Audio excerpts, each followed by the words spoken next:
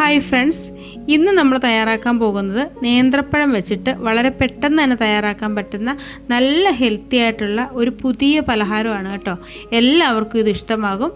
അപ്പോൾ നമുക്ക് പെട്ടെന്ന് തന്നെ വീഡിയോയിലേക്ക് പോകാം.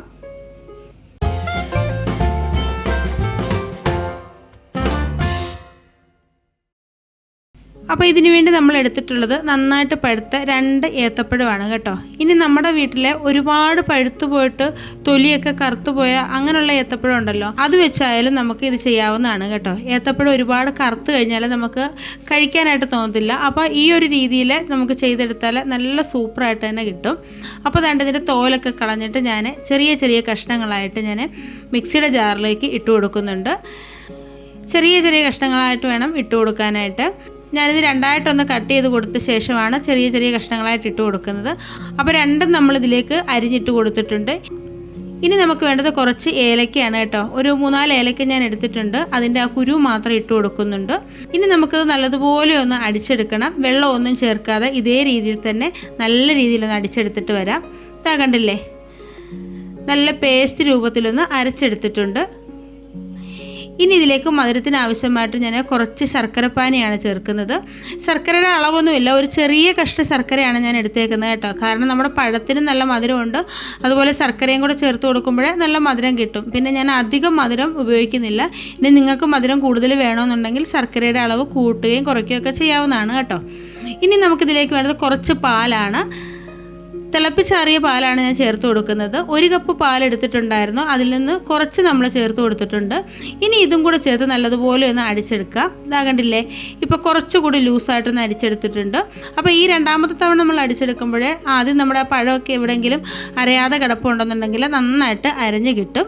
ഇനി നമ്മളിത് അരച്ചത് ഒരു ബൗളിലേക്ക് മാറ്റുകയാണ്. എന്നിട്ട് നല്ലതുപോലെ ഒന്ന് ഇളക്കി ചേർത്ത് കൊടുക്കുക. പഴമായതുകൊണ്ട് തന്നെ സ്റ്റിക്കി ആയിട്ടിരിക്കും കേട്ടോ. അപ്പോൾ നല്ലതുപോലെ ഒന്ന് ഇളക്കി ചേർത്ത് നമുക്കൊന്ന് ലൂസാക്കി എടുക്കണം. ഇളക്കി ചേർത്തപ്പോൾ തന്നെ ഇതുപോലൊന്ന് ലൂസായിട്ട് വന്നിട്ടുണ്ട്. ഇനി ഇതിലേക്ക് നമുക്ക് ആവശ്യമായിട്ടുള്ളത് റവയാണ്. ഞാനൊരു 3/4 കപ്പ് അളവിൽ റവ എടുത്തിട്ടുണ്ട്. ഈ റവയിൽ നിന്ന് കുറേശ്ശെ നമുക്കിതിലേക്ക് ഇട്ട് കൊടുക്കാം. ഒന്നിച്ചിട്ട് കൊടുക്കരുത്, ആവശ്യത്തിന് മാത്രം ഇട്ട് കൊടുത്ത് ഇളക്കി ചേർത്ത ശേഷം വീണ്ടും വേണമെന്നുണ്ടെങ്കിൽ നമുക്ക് പിന്നീട് ചേർത്ത് കൊടുക്കാവുന്നതാണ്. അപ്പോൾ അത് കുറച്ചിട്ട് കൊടുത്ത ശേഷം നല്ല രീതിയിലൊന്ന് ഇളക്കി ചേർത്ത് കൊടുക്കുന്നുണ്ട്. അപ്പോൾ ബാക്കി ഇരുന്നതിൽ നിന്നും കുറച്ചുകൂടി ഞാൻ ഇതിലേക്ക് ഇട്ട് കൊടുത്തിട്ടുണ്ട്. അങ്ങനെ കുറേശ്ശെ ഇട്ട് കൊടുത്തിട്ട് നമുക്ക് നല്ലതുപോലെ ഒന്ന് മിക്സ് ചെയ്തെടുക്കാം.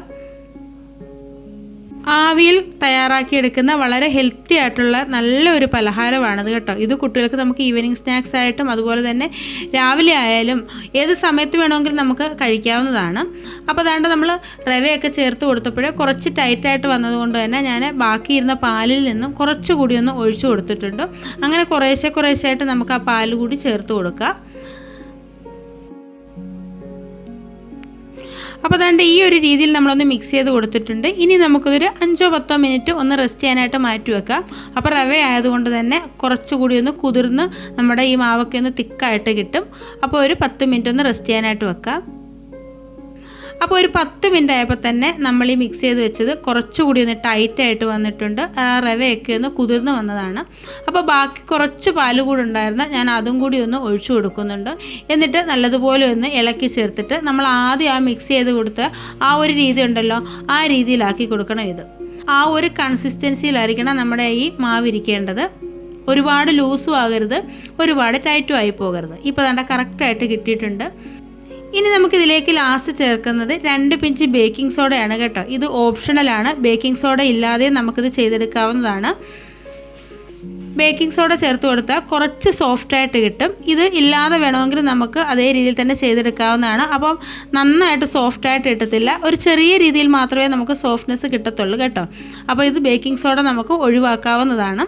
എങ്ങും കട്ടയൊന്നും പിടിച്ചിരിക്കാതെ നന്നായിട്ട് തന്നെ ഇളക്കി ചേർത്ത് നല്ലതുപോലെ തന്നെ മിക്സ് ചെയ്ത് കൊടുക്കണം. ഇനി ഞാനിവിടെ എടുത്തേക്കുന്നത് ഒരു കേക്ക് ടിന്നാണ് കേട്ടോ. അതിലേക്ക് കുറച്ച് നെയ്യൊന്ന് ഗ്രീസ് ചെയ്ത് കൊടുത്തിട്ടുണ്ട്. ഇനി നമ്മൾ തയ്യാറാക്കി വെച്ചിരിക്കുന്ന മിക്സ് ഇതിലേക്ക് ഞാൻ ഒഴിച്ചു കൊടുക്കുകയാണ്. ഒരു 3/4 ഭാഗത്തോളം ഞാൻ ഒഴിച്ചു കൊടുത്തിട്ടുണ്ട്.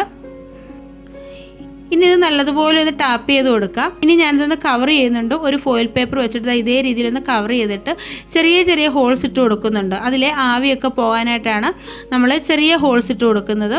അതുപോലെ നമ്മളിത് കവർ ചെയ്യുന്നത് ഒരുപാട് ആവിവെള്ളം വീഴാതിരിക്കാനുമാണ് കേട്ടോ. ഇനി ഇത് ഫോയിൽ പേപ്പർ വെച്ച് തന്നെ ചെയ്യണമെന്നില്ല, ഏതെങ്കിലും ഒരു ചെറിയ ഒരു പ്ലേറ്റ് വെള്ളം വെച്ച് അടച്ചു വെച്ച് കൊടുത്താലും മതി കേട്ടോ. അപ്പോൾ ഇത് തയ്യാറാക്കാനായിട്ടുള്ള വെള്ളം ഞാൻ അടുപ്പത്ത് വെച്ചിട്ട് ഒന്ന് തിളപ്പിക്കുന്നുണ്ട്. തിളച്ച് വരാറായിട്ടുണ്ട്. അതിലേക്കൊരു സ്റ്റാൻഡും വെച്ച് കൊടുത്തിട്ടുണ്ട് കേട്ടോ. ഇനി നമ്മൾ ഈ തയ്യാറാക്കിയത് ഇതിൻ്റെ മുകളിലേക്ക് വെച്ച് കൊടുത്തിട്ട് നമുക്കൊന്ന് കുക്ക് ചെയ്തെടുക്കണം. ആദ്യത്തെ 2 മിനിറ്റ് ഒന്ന് ഹൈ ഫ്ലെയിമിൽ ഇട്ട് കൊടുത്ത ശേഷം നമുക്ക് ലോ ഫ്ലെയിമിൽ ഇട്ട് കൊടുത്തിട്ടുണ്ട് ഒരു 15 മുതൽ 20 മിനിറ്റ് വരെ നമുക്കൊന്ന് കുക്ക് ചെയ്യാവുന്നതാണ്. ഇടയ്ക്ക് നമ്മളിതൊന്ന് ചെക്ക് ചെയ്ത് നോക്കണം കേട്ടോ, വെന്തോ ഇല്ലയോ എന്ന് അറിയാനായിട്ട്. അപ്പോൾ ഒരു 15-20 മിനിറ്റിനുള്ളിൽ തന്നെ ഇത് നല്ലതുപോലെ തന്നെ കുക്കായിട്ട് കിട്ടും. ഒരു 20 മിനിറ്റ് കഴിഞ്ഞപ്പോൾ തന്നെ നമ്മുടെ സൂപ്പറായിട്ടുള്ള നമ്മുടെ പലഹാരം ഇവിടെ വെന്ത് വന്നിട്ടുണ്ട്.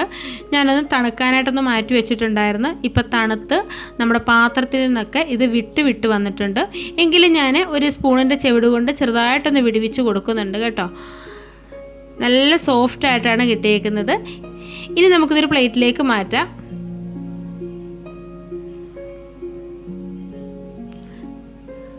അടിപൊളിയായിട്ടുള്ള നമ്മുടെ പലഹാരമാണ്. നമ്മുടെ ഏത്തപ്പഴവും റവയും വെച്ചിട്ടുണ്ടാക്കുന്ന നല്ലൊരു പലഹാരമാണ്.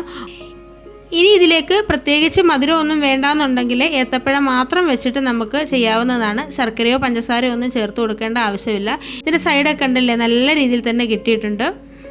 ഇനി നമുക്കിത് കട്ട് ചെയ്യാം. നേന്ത്രപ്പഴമൊക്കെ ബാക്കി വരുന്ന സമയങ്ങളിൽ നമ്മൾ എണ്ണയിൽ പൊരിച്ചത്, നേന്ത്രപ്പഴം വെച്ചിട്ട് എണ്ണയിൽ പൊരിച്ചതൊക്കെ ഉണ്ടാക്കാറുണ്ട്. അപ്പോൾ ഇതേ രീതിയിൽ നമ്മൾ ആവിയിൽ തയ്യാറാക്കിയിട്ടുള്ള പലഹാരമൊക്കെ ഉണ്ടാക്കുകയാണെങ്കിൽ വളരെ ഹെൽത്തിയാണ്. എല്ലാവർക്കും ഇത് ഇഷ്ടമാവുകയും ചെയ്യും. കണ്ടില്ലേ, നല്ല സോഫ്റ്റായിട്ട് തന്നെ കിട്ടിയിട്ടുണ്ട്. അപ്പോൾ എല്ലാവരും ഇതേപോലെ ഒന്ന് ചെയ്ത് നോക്കിയിട്ട് അഭിപ്രായങ്ങൾ അറിയിക്കുക. വീഡിയോ ഇഷ്ടമായിട്ടുണ്ടെങ്കിൽ ലൈക്ക് ചെയ്യാനും ഷെയർ ചെയ്യാനും കമൻറ്റ് ചെയ്യാനും, അതുപോലെ തന്നെ ചാനൽ സബ്സ്ക്രൈബ് ചെയ്യാതെ ആരെങ്കിലും കാണുന്നുണ്ടെങ്കിൽ ഒന്ന് സബ്സ്ക്രൈബ് ചെയ്ത് സപ്പോർട്ട് ചെയ്യാനും മറക്കരുത്.